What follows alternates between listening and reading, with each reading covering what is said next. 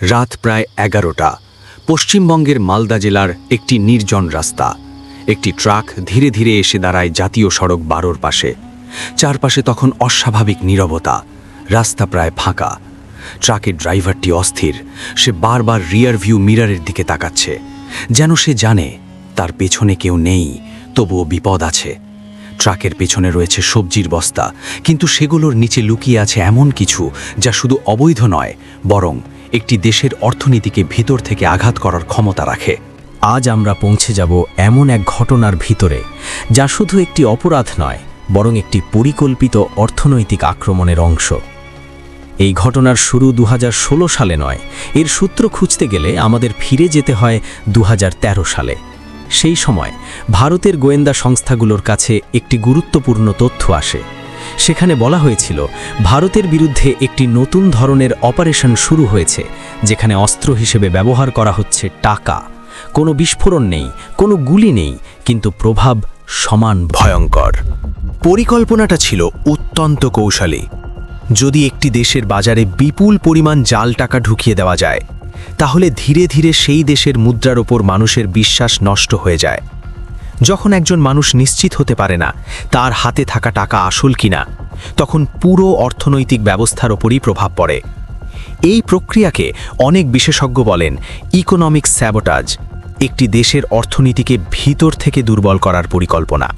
এই জাল নোট তৈরি করা কোনো সাধারণ কাজ ছিল না। এটি ছিল অত্যন্ত উন্নত প্রযুক্তি এবং পরিকল্পনার সমন্বয়।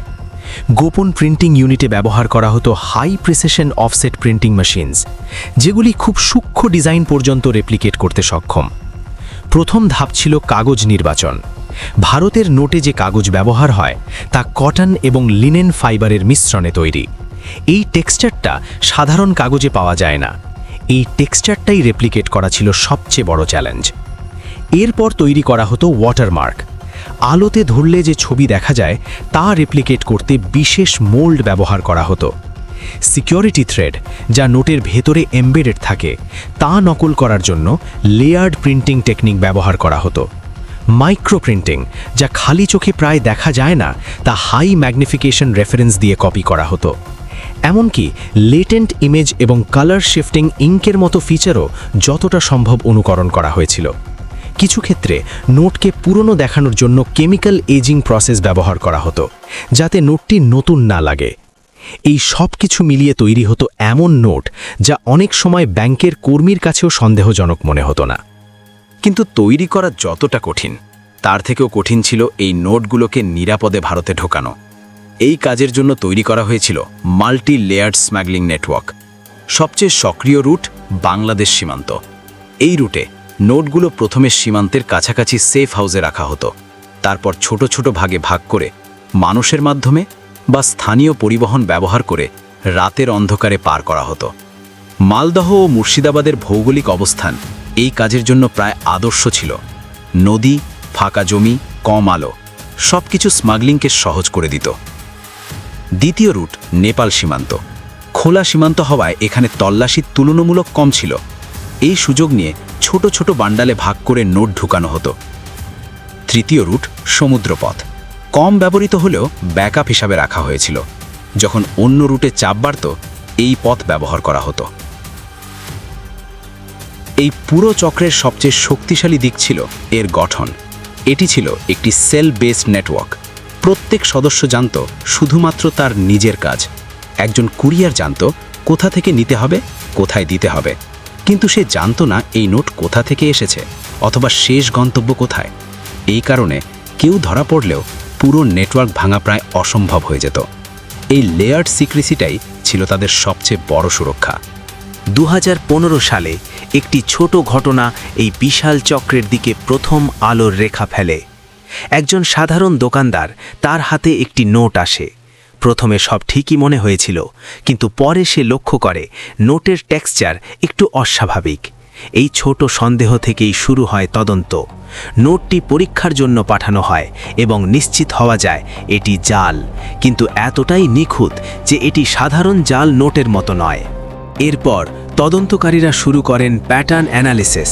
একই ধরনের সিরিয়াল নাম্বার বিভিন্ন রাজ্যে পাওয়া যেতে থাকে। এতে স্পষ্ট হয় এই নোটগুলো আলাদা জায়গায় তৈরি হয়নি, সবগুলো এসেছে একই সোর্স থেকে। এরপর শুরু হয় সার্ভেলেন্স। ফোন কল মনিটর করা হয়, যাতায়াত ট্র্যাক করা হয়, ফাইন্যান্সিয়াল ট্রানজ্যাকশনস অ্যানালাইজ করা হয়। ধীরে ধীরে একটি অদৃশ্য নেটওয়ার্ক দৃশ্যমান হতে শুরু করে। 14 অগস্ট 2016 গোপন তথ্যের ভিত্তিতে নজর রাখা হচ্ছিল একটি নির্দিষ্ট গতিবিধির ওপর। সেই রাতে মালদার সেই ট্রাকটি থামানো হয়। প্রথমে সবকিছু স্বাভাবিক মনে হয়েছিল, সবজি বোঝাই ট্রাক। কিন্তু বিস্তারিত তল্লাশিতে উঠে আসে সত্য। বস্তার নিচে লুকিয়েছিল জাল নোট। এই ঘটনাটি ছিল টার্নিং পয়েন্ট, কারণ এটি প্রমাণ করে এই নেটওয়ার্ক শুধু ধারণা নয়, এটি বাস্তব এবং সক্রিয়। এর কয়েক মাস পরেই আসে একটি বড় পরিবর্তন। 8 নভেম্বর 2016 ভারতে ঘোষণা করা হয় নোটবন্দি। 500 এবং 1000 টাকার নোট বাতিল হয়ে যায়। এর ফলে এই নেটওয়ার্কের উপর বিশাল চাপ পড়ে, কারণ তাদের কাছে থাকা বিপুল পরিমাণ জাল নোট এক রাতেই মূল্যহীন হয়ে যায়। এই চাপের কারণে তারা ভুল করতে শুরু করে এবং সেই ভুলগুলোই তদন্তকারীদের নতুন তথ্য এনে দেয়। তদন্তে উঠে আসে একটি গুরুত্বপূর্ণ তথ্য। এই নেটওয়ার্ক কয়েক বছরে প্রায় 70 কোটি জাল নোট ছড়িয়ে দিয়েছে। এই সংখ্যা শুধু একটি পরিসংখ্যান নয়, এর পেছনে রয়েছে হাজার মানুষের ক্ষতি, যারা অজান্তেই জাল টাকা গ্রহণ করেছে। এই ঘটনা আমাদের একটি বিষয় মনে করিয়ে দেয়, অর্থনীতি শুধু সংখ্যা নয়, এটা বিশ্বাসের উপর দাঁড়িয়ে থাকে, আর সেই বিশ্বাস ভেঙে গেলে ক্ষতিটা অনেক গভীর হয়। এই ধরনের নেটওয়ার্ক সম্পূর্ণভাবে বন্ধ করা কঠিন, কিন্তু প্রতিরোধের চেষ্টা চলতেই থাকে এবং এই লড়াই এখনও শেষ হয়নি। আপনার কি মনে হয় এই ধরনের অর্থনৈতিক আক্রমণ ভবিষ্যতেও হতে পারে? কমেন্টে আপনার মতামত জানাতে পারেন। আর এমন আরও বাস্তব ঘটনা জানতে চ্যানেলটি সাবস্ক্রাইব করে রাখুন।